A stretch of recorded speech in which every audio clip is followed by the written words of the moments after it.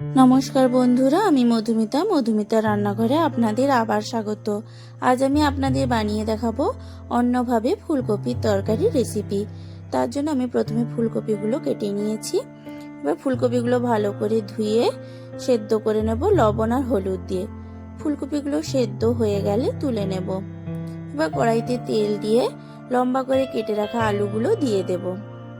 এবার পরিমাণ মতো লবণ আর হলুদ গুঁড়ো দিয়ে আলুগুলো ভালো করে ভেজে নেব।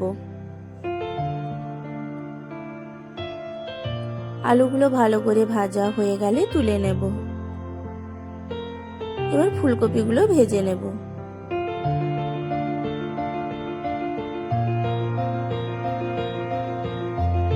ফুলকপিগুলো ভালো করে ভাজা হয়ে গেলে তুলে নেব। এবার কড়াইতে তেল দিয়ে দেব। তেলটা ভালো করে গরম হয়ে গেলে কালো জিরে ফোড়ন দিয়ে দেব। এবার রসুন বাটা দিয়ে দেব। রসুনটা হালকা ভেজে নেব। রসুনটা হালকা ভাজা হয়ে গেলে পেঁয়াজ কুচি দিয়ে দেব। রসুন আর পেঁয়াজটা ভালো করে ভেজে নেব। এবার আদা বাটা দিয়ে দেব।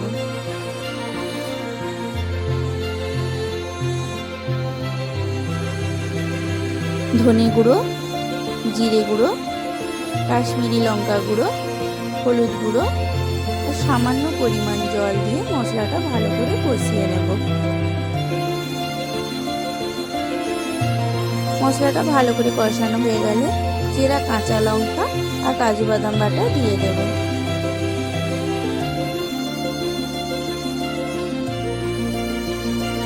আবার মশলাটা ভালো করে কষিয়ে নেব। মশলা থেকে তেল ছেড়ে দিলে ভেজে রাখা আলু আর ফুলকপিগুলো দিয়ে ভালো করে নেড়ে নেব।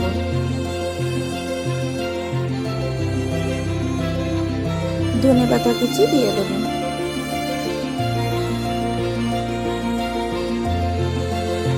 এবার ভালো করে নেড়ে সামান্য পরিমাণ জল দিয়ে দেবো আলুটা সেদ্ধ হওয়ার মতো। এবার ঢাকা দিয়ে দেবো। আলুটা সেদ্ধ হয়ে গেলে পরিমাণ মতো লবণ, ধনেপাতা কুচি আর লেবু রস ছড়িয়ে দিলেই রেডি হয়ে যাবে ফুলকপির তরকারি। আপনারাও বাড়িতে বানিয়ে দেখুন, আশা করি ভালো লাগবে। আর আমার এই রান্নাটা কেমন লাগলো অবশ্যই কমেন্টে জানাবেন। আর এই রকম আরও ভিডিও পেতে আমার চ্যানেলটা প্লিজ সাবস্ক্রাইব করে দেবেন।